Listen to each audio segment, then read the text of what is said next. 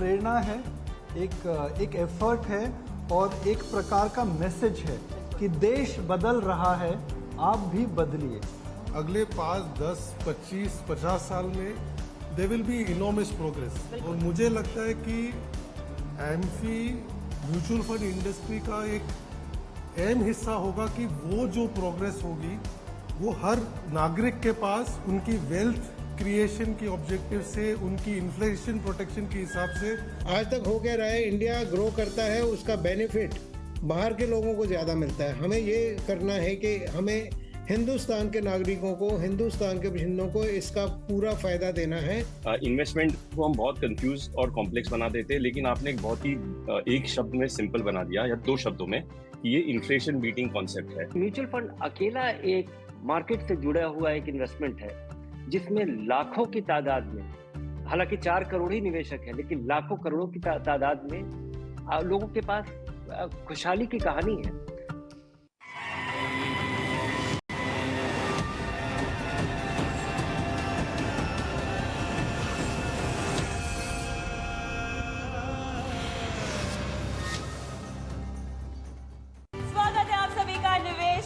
संगम mutual fund Mahakumbh में जो आपके लिए लेकर आया है खास ईटी नाउ स्वदेश। हमारे साथ इस पूरी इंडस्ट्री का दमदार पैनल जुड़ चुका है। निकुंज सर, आपसे ही बात करना चाहेंगे। आपका बच्चा, आपका सपना, म्यूचुअल फंड महाकुंभ। देखिए, एक प्रेरणा है, एक एफर्ट है और एक प्रकार का मैसेज है कि देश बदल रहा है, आप भी बदलिए। आप आज क्या कर सकते हैं कि आने वाला समय और आने वाला कल आपके लिए सुनहरा हो। और ये बहुत कठिनाई की बात नहीं है, यह एक साक्षरता की बात है, यह एक अवेयरनेस की बात है, यह लॉन्ग टर्म सोचने की बात है और यह एक बिलीफ की बात है कि discipline, long term, power of compounding and by pure asset allocation आप अपना कल बेहतर कैसा बना सकते हैं।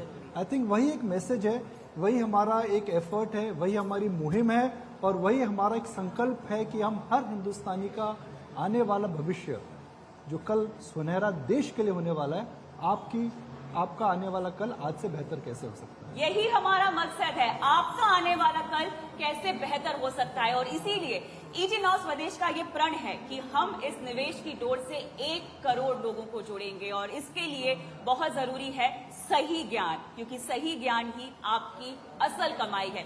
चर्चा की शुरुआत करते हैं। आपको बहुत बहुत मुबारक हो आपकी नई उपाधि का।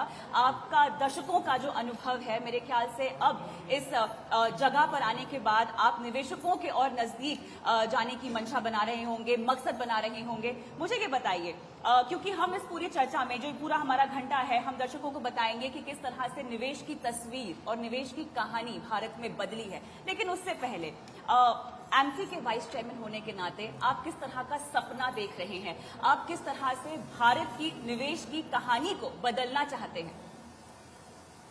देखिए कविता, जैसे निकुंज ने कहा कि देश जो है अगले 5, 10, 25, 50 साल में they will be enormous progress. और मुझे लगता है कि एमफी म्यूचुअल फंड इंडस्ट्री का एक अहम हिस्सा होगा कि वो जो प्रोग्रेस होगी वो हर नागरिक के पास उनकी वेल्थ क्रिएशन की ऑब्जेक्टिव से, उनकी इन्फ्लेशन प्रोटेक्शन के हिसाब से आप कैसे उनको निवेश के तौर से आप उनके भविष्य कर सकते हैं। मेरी राय से लास्ट शायद 25 साल से जब एमफी खड़ी हुई है या हमारी इंडस्ट्री खड़ी हुई है, there are 4 crore Indians who are investors in mutual funds. उसके आप देखोगे कि करीबन 35 करोड़ इंडियंस नेटफ्लिक्स के सब्सक्रिप्शन लेते हैं, 30 करोड़ फूड डिलीवरी ऐप।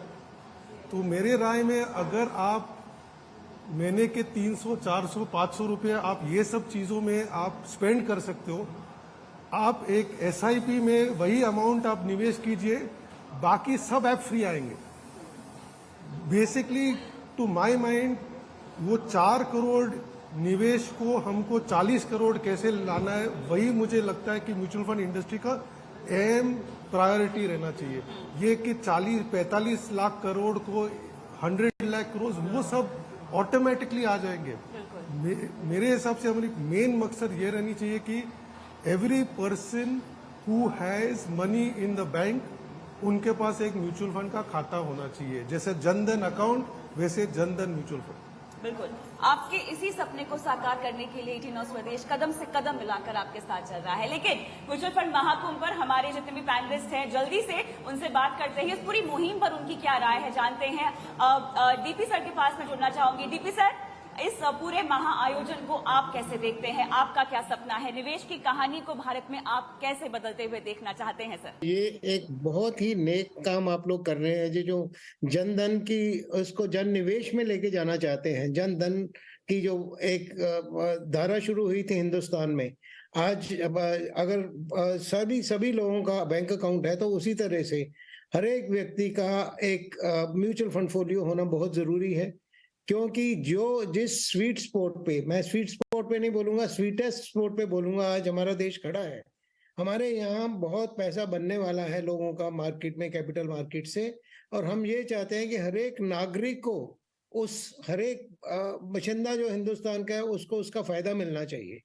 आज तक हो क्या रहा है, इंडिया ग्रो करता है, उसका बेनिफिट बाहर के लोगों को ज्यादा मिलता है। हमें ये करना है कि हमें हिंदुस्तान के नागरिकों को, हिंदुस्तान के बशिंदों को इसका पूरा फायदा देना है। और उसके लिए ये जो आपकी मुहिम है कि 1 करोड़ बंदों को और निवेश की यात्रा में जोड़ना है, ये एक बहुत ही नेक काम कर रहे हैं हम।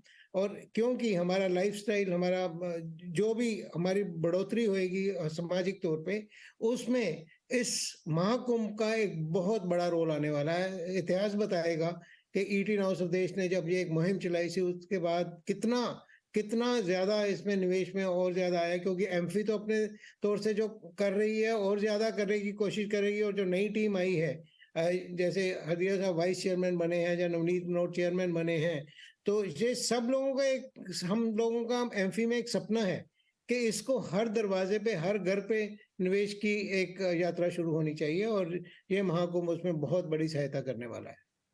जब मैंने पूछा सबसे कि भाई सिंह साहब शो पर क्यों नहीं आ रहे हैं, तो उन्होंने बोला जूम पर आ रहे हैं, मगर वो हमारे दिल में हमेशा है, फर्क नहीं पड़ता यहाँ पर है नहीं है। तो हम आपको स्टूडियो में यहाँ जरूर मिस कर रहे हैं सिंह साहब। कल्पेन शायद हांगकांग में है, तो कल्पेन विदेश में जाकर के भारत का परचम आगे कर रहे हैं। मगर कविता, कॉन्टेक्स्ट हमारे व्यूवर्स के लिए डालते हैं। देखिए 3 चीजें होती हैं, डेथ, टैक्सेस और इन्फ्लेशन। डेथ को हम एस्केप नहीं कर सकते, टैक्सेस हमें देने पड़ते हैं, मगर इन्फ्लेशन को हम बीट कर सकते हैं। सो investing is nothing else but perhaps managing inflation. It is buying pricing power. हम जब आंकड़ों को देखते हैं, सिंपल आंकड़ों को देखते हैं, जिससे हम बोलते हैं पावर ऑफ कंपाउंडिंग। सिंपल है, पावरफुल है, इतना पावरफुल है कि आपकी दुनिया बदल सकता है। तो एक गणित करते हैं, आप लोग जानते हैं, मगर मैं हमारे व्यूवर्स के लिए गणित दोबारा दोहराऊंगा just to emphasise on power of compounding. अगर आप 20% पे 10 साल ग्रो करते हैं तो मोंटी साहब 10 गुना हुआ। अगर आप 20% पे 20 साल ग्रो करते हैं, कितना हुआ एंथनी साहब? 100 टाइम्स। देखिए एमपी में भी हम सरप्राइज कर देते हैं। The power of compounding is such that if you grow your money at 20% for 10 years, 10 times, and at 20% for 20 years, it is 100 times. और कल्पेन साहब की कुछ ऐसी स्कीमें हैं जिसके अंदर इस प्रकार का कमाल और धमाल दोनों हुआ है। तो कल्पेन भाई, अब यह शो देख करके जो लोग प्रेरित हो रहे हैं, वो पावर ऑफ कंपाउंडिंग में बिलीव करना चाहते हैं। वह चाहते हैं कि what is the best strategy to buy and forget. क्या करना चाहिए उनको? फर्स्ट ऑफ ऑल आप सबको धन्यवाद इस बहुत बड़े और नेक एफर्ट के लिए। और मैं पिछले 4-5 साल से जुड़ा हूँ आप सबके साथ, फिजिकल और डिजिटल इवेंट्स किए हैं मैंने।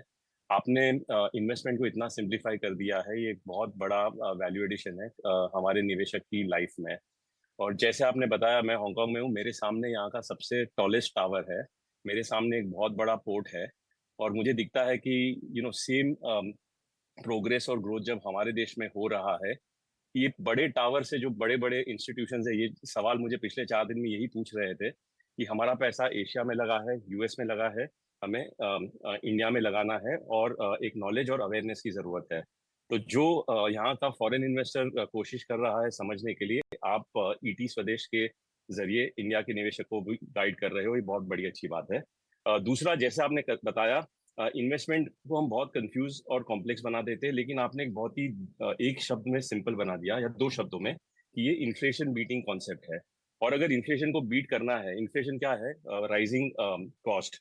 जब कॉस्ट बढ़ता है तो कंपनीज के प्रॉफिट बढ़ते हैं।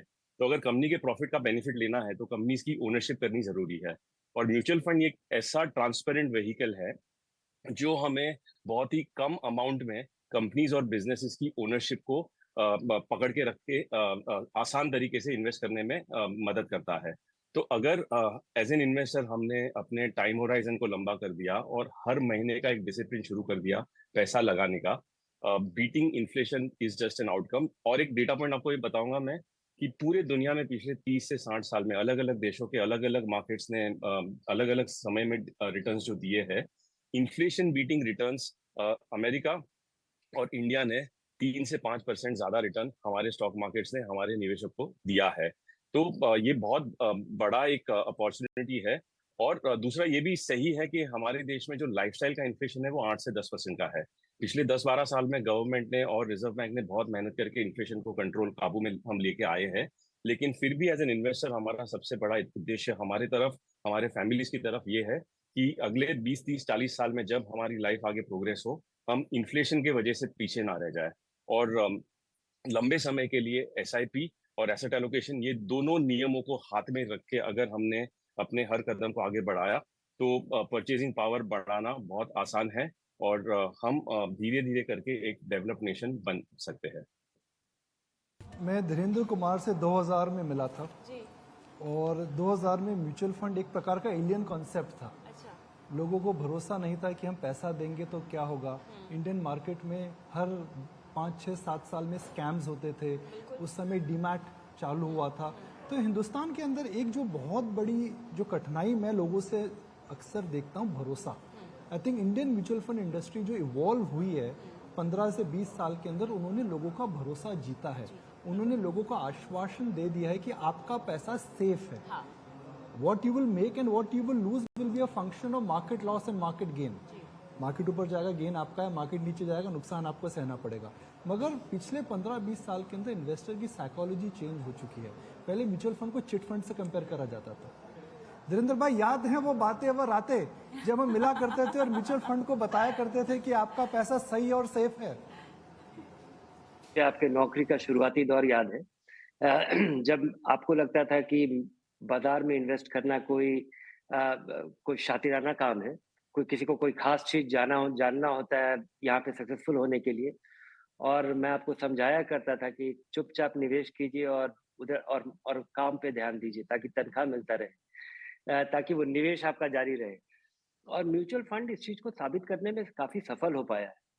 चुपचाप काम कीजिए, नौकरी बचा के रखिए, तनख्वाह बढ़ाइए। और भारतीय हमेशा पैसा बचाते थे, लगाते भी थे, लेकिन बैंक में रखते थे। और ये जो इकोसिस्टम बिल्ड हुआ, इसमें बहुत सारे छोटे-छोटे, अगर आप देखिएगा कि इस म्यूचुअल फंड के सफल होने में या म्यूचुअल फंड का एक कारगर विकल्प साबित होने में जो कारण है वो बहुत ढेर सारे हैं। एक तो कि ये सिक्योर सेफ इन्वेस्टमेंट हो पाया है। अगर आप 90 की दशक में अगर आप लगातार निवेश करना चाहते तो आपके लिए करना संभव ही नहीं था। ओपन एंड फंड नहीं हुआ करते थे, आज ये संभव है।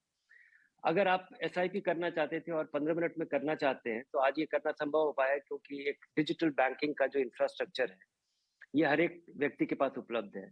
आज हर एक के पास आज एक सेल फोन है, आधार है, जिससे केवाईसी करना बड़ा आसान हो गया। तो इन सब चीजों के इस कॉन्टेक्स्ट को देखते हुए, इस परिप्रेक्ष्य को देखते हुए मुझे लगता है कि ये भारतीयों के लिए, और ऐसे समय में जब भारतीय बाजार एक बहुत ही आधुनिक, अच्छा और कारगर और इन्फ्लेशन बीटिंग विकल्प साबित हो रहा है, तो इसका लोगों को भरपूर फायदा उठाना चाहिए। और जिस तरह से ब्याज दरें कम हो रही हैं, ये आपके लिए वेकअप कॉल है। बहुत सारे लोगों को मैं जानता हूँ जिन्हें लगता था कि वो अमीर हैं, और जिस तरह से उनकी आमदनी कम हुई है बैंक में सुरक्षित तरीके से पैसा रखने की वजह से, उन्हें लगता है कि उन्हें कुछ करना पड़ेगा। तो बहुत सारे लोगों के लिए प्रोवोकेशन है, और बहुत सारे लोगों के लिए, अधिकतर लोगों के लिए जो भविष्य में आने वाले हैं, ये एक अनिवार्य स्थिति होगी। अगर आप नहीं करते हैं तो ये आप बहुत मेहनत करके, सक्सेसफुल हो करके, कमा करके, बचा करके आप गरीब हो जाएंगे। इसलिए ये लोगों को थोड़ा ये इसके बारे में आगाह करना कि अगर आप आजीवन काम करते हैं, आजीवन बचाते हैं और कंजर्वेटिव तरीके से आप रहते हैं, उसके बावजूद सफल होने के लिए आपके लिए निवेश करना अनिवार्य है। और वही जो मैं आपको शुरुआत में बताता था, और आपने कभी फिर मुझे 10-12 साल बताया था कि आपने आपने टीवी चैनल में काम किया है जो बाजार का बॉल बाय बॉल मॉनिटरिंग करता है। उसके बावजूद आपका जो प्रेजेंट एक्सपीरियंस है वो म्यूचुअल फंड के एसआईपी से ही है। तो अपने अपनी अपने एक्सपीरियंस को बताना, और ये म्यूचुअल फंड एक बहुत ही कारगर चीज है जिसके बारे में मुझे लगता है कि म्यूचुअल फंड इंडस्ट्री उस हद तक सक्सेसफुल नहीं रहा है, कोशिश कर रहा है कि म्यूचुअल फंड अकेला एक मार्केट से जुड़ा हुआ एक इन्वेस्टमेंट है जिसमें लाखों की तादाद में, हालांकि 4 करोड़ ही निवेशक है, लेकिन लाखों करोड़ों की तादाद में लोगों के पास खुशहाली की कहानी है। लोगों ने छोटे रकम से, एक छोटी रकम से एक बड़ी पूंजी इकट्ठा कर लेना, ये म्यूचुअल फंड कर पाने में, और अधिकतर लोगों के लिए मुझे नहीं लगता कि किसी ने अगर 3 साल तक निवेश किया होगा एसआईपी के जरिए तो वो दुखी होगा, वो निराश होगा। बाकी बहुत सारे ऐसे विकल्प हैं जिसमें लोगों ने पार्टिसिपेट किया होगा और उसके बाद वो निराश होंगे। तो इस कहानी को हमें बढ़ाना चाहिए, और ये बहुत ही जबरदस्त फाउंडेशन है बिल्ड करने के लिए। जब मैंने अपना करियर चालू करा था तो 2000 में करियर चालू करा। अब देखिए, एक सच्चाई की कहानी मैं बताता हूँ। उसके बाद टीएमटी क्राइसिस हो गया, नैस्डैक में क्रैश जिसे हम बोलते हैं द .com बबल। उसके बाद 9/11 हो गया। थोड़ा संभले थे 2008 हो गया। संभल के चलना चालू करा था, सोचेंगे दौड़ लगाएंगे, 2013 का टेपर टेंट्रम हो गया। उसके बाद चेंज ऑफ गवर्नमेंट, उसके बाद कोविड। तो अगर मैं ये सारे अगर आपको इवेंट्स बोलूंगा और आप बोलेंगे कि भाई मार्केट का क्या हाल है, तो आप बोलेंगे बेहाल है। TMT crisis, 9/11, 2008 taper tantrum, Covid crisis, मगर सेंसेक्स 4000 से, मोहतरमा जी 4000 से 60,000 हुआ है।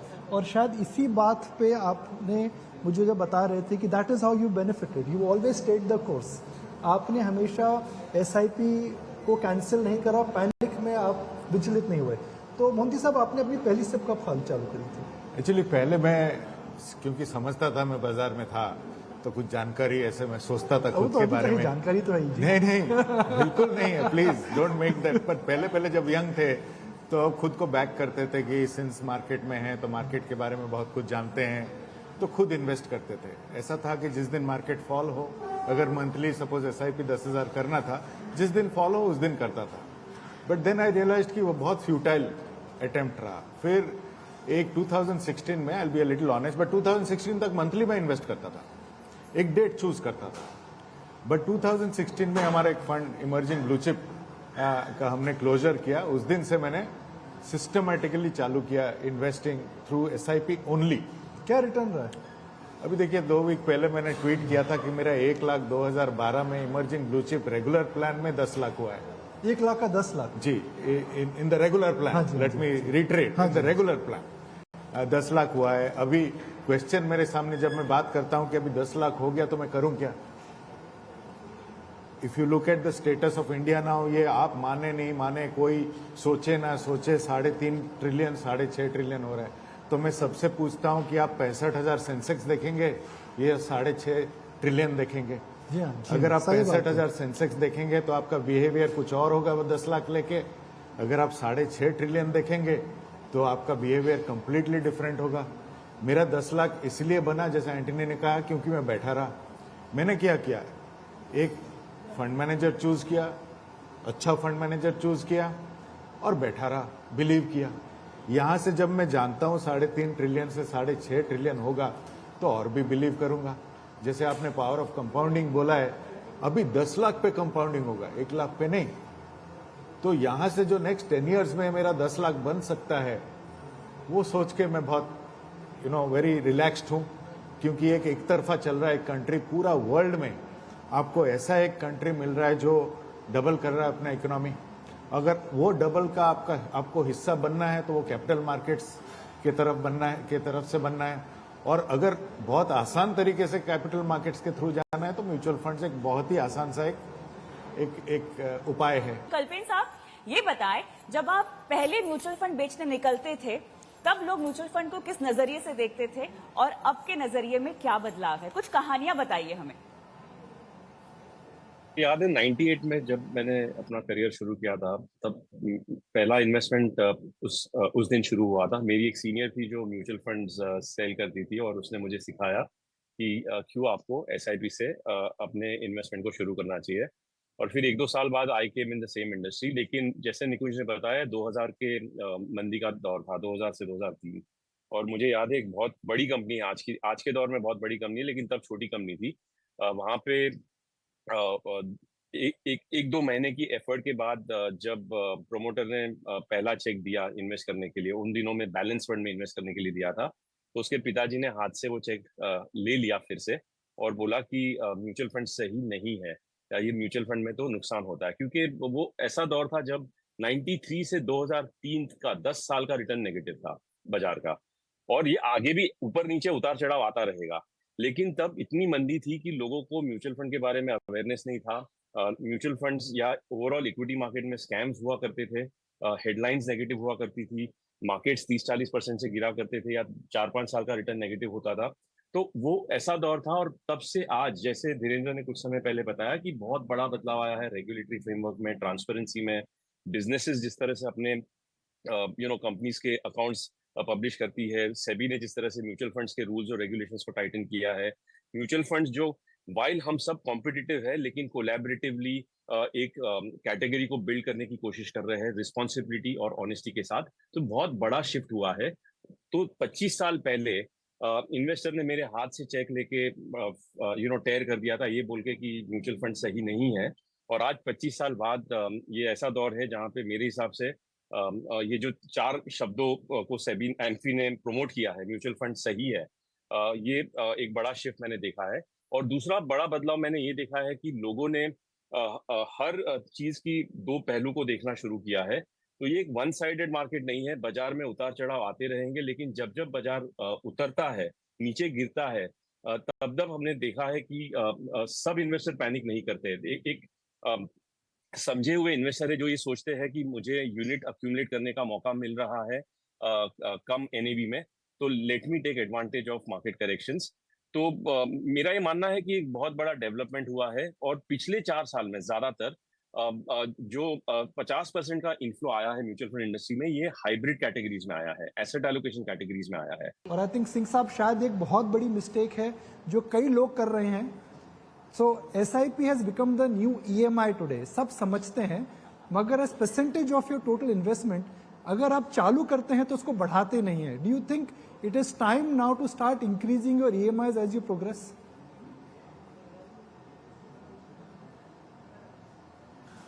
कि बढ़ाने वाली बात है, गलती नहीं करते, गलतियां और भी कहीं करते हैं। सबसे बड़ी गलती जो हमारी इंडस्ट्री, हम पूरा म्यूचुअल फंड सही है ये तो संदेश हमने दे दिया, परंतु जब भी हम कोई भी इंटरमीडियरी या हम करते हैं तो सबसे पहले क्या बोलते हैं कि देखिए म्यूचुअल फंड में अगर कंपाउंडिंग का इफेक्ट लेना है तो आपको 5 से 10 वर्ष तक इसमें रहना चाहिए, या 3 से 5 वर्ष तक रहना चाहिए। परंतु साथ में एक और बोलते हैं, घबराइए नहीं, आपको जब भी पैसा चाहिए हो आप इसमें से निकाल सकते हैं, लिक्विडिटी हम साथ में सेल कर देते हैं। तो ये जो 2 स्टेटमेंट्स हैं, ये कॉन्ट्राडिक्टरी स्टेटमेंट्स हैं कि एक तरफ तो हम कहते हैं कि 5 से 10 साल तक लगाइए, और साथ में ये बोल देते हैं कि भैया जब भी पैसा आपको कभी भी जरूरत हो आप इसमें से ले सकते हो। तो उससे क्या हो रहा है कि आज की डेट में अगर मैं एक निवेशक के तौर पे पैसा लगा रहा हूं और कल किसी भी वक्त मेरे को कोई जरूरत पड़ती है, तो मैं अपनी FD के अगेंस्ट लोन या FD तोड़वाने से पहले सबसे पहले क्या करता हूं कि म्यूचुअल फंड से पैसा निकाल देता हूं। तो उसका सबसे बड़ा नुकसान क्या होता है कि जो कंपाउंडिंग इफेक्ट की हम बात कर रहे हैं तो वो बिल्कुल टूट जाता है। और हमें आंकड़े भी ये बता रहे हैं कि बहुत से ऐसे निवेशक हैं जिनकी SIP चल रही है, पर चलती हुई SIP में से वो बीच में से पैसा निकालते हैं जो कि वापस डालते नहीं है, तो उसकी वजह से उनको पूरा फायदा नहीं मिल रहा है। ये एक संदेश देना बहुत जरूरी है। और दूसरा जो निकुंज जी आपने बोला बिल्कुल सही है कि हमारे जो इनकम लेवल बढ़ रहे हैं, परंतु आज की डेट में भी जब हमारी पर कैपिटा इनकम $650 थी, पूरे हिंदुस्तानियों की पर कैपिटा इनकम 650 थी, तब भी हमारा टिकट साइज 2000 रुपए था, एवरेज टिकट साइज। आज जब 650 से बढ़ के ये $2600 हो गई है, 4 गुना के करीब हो गई है, तो उस वक्त भी हमारा जो SIP का टिकट साइज है, average ticket size has move from 2000 to 2300 only, जबकि ये 5 से 7000 होना चाहिए। तो ये जो बहुत एक संदेश जा रहे हैं, जो ये होता है कि SIP में छोटे से आप शुरू कर सकते हो, परंतु एवरेज टिकट साइज भी नहीं बढ़ रहा। ये दो चीजें हैं जो कि निवेशक को और म्यूचुअल फंड इंडस्ट्री के प्लेयर्स को ध्यान में रखना है। यही प्रेरणा इस महाकुंभ की कविता की, हम लोगों को सही तरीका बता रहे हैं। The final choice is always with the investor. बिल्कुल सही। और साथ ही जो आप हमेशा कहते हैं, power of knowledge, power of knowledge, that is the निवेश होल का ज्ञान। निवेश का ज्ञान। तो स्टॉक मार्केट तो हमने इतना इजी बना दिया, तो फंड मैनेजर्स इतना कॉम्प्लिकेटेड क्यों बोलते हैं जी? मैक्रो देखो, वैल्यूएशंस देखो, रिलेटिव वैल्यूएशंस देखो, फेड देखो, आरबीआई देखो, इतना सिंपल है, फिर भी बेंचमार्क बीट नहीं कर पाते हैं। I don't think mutual funds के फंड मैनेजर इतने कॉम्प्लिकेट करते हैं, मे बी पीएमएस वाले आप करते क्या होंगे। कहेंगे? आप भी ये मानते हैं? हाँ? एंड ऑनेस्टली जो ये महाकुंभ के थॉट्स है, this is the main thing कि फंड मैनेजर्स के शायद it makes them they have to focus on these things, but eventually return तो सिंपल सी चीज है ना। 10% compounded over 5 years gets you this much, वही सिंपल चीज है। बाकी look at the fee that is charge for these people to do these complicated things, it is minuscule. Dhirendra भाई, the last word is always your word when it comes to mutual fund industry. कविता मेरा मानना है। So before we wrap this segment, some last word from you. बस कमाइए और बचाइए और mutual fund में लगाइए, आमदनी बढ़ता जाए तो बढ़ाते जाइए और लगे रहिए इसको 5, 10, 15, 20, 25 तो, और अपने पूरे काम करने वाले अवधि के लिए जो आपका वर्किंग ईयर्स है, उसमें अगर आप नहीं लगाएंगे, मुझे लगता है लोगों को हमें केवल समझाना ही नहीं चाहिए, लोगों को हमें डराना भी चाहिए कि अगर आप नहीं करेंगे तो आपके जीवित रहते आपका बचा हुआ पैसा खत्म हो जाएगा अगर वो इक्विटी में नहीं लगेगा। बड़ा पूंजी का जो कंपाउंडिंग का जो जादू है, जिसका सब भारतीयों को फायदा उठाना चाहिए, उससे वो वंचित रह जाते हैं और उनको लगता है कि चलिए भविष्य में कभी कर लेंगे। लेकिन ये समय बहुत मुश्किल समय आने वाला है, क्योंकि हम ज्यादा दिन जीवित रहने वाले हैं और नौकरियां कम उतनी लंबी नहीं होने वाली हैं, तो आपके बहुत साल तक, बहुत समय तक ये पैसा ही आपको, बढ़ा हुआ पैसा ही आपके काम आएगा। Nothing else but buying future purchasing power. तो मैं सब लोगों से, हमारे मेहमानों से दरखास्त करूंगा कि 1, 2, 3 के बाद एक नारा बोलिए हमारे साथ। मोहंती साहब, एंथनी साहब, सिंह साहब, कल्पेन भाई, धीरेन्द्र भाई। बढ़ो, बदलो देश के साथ।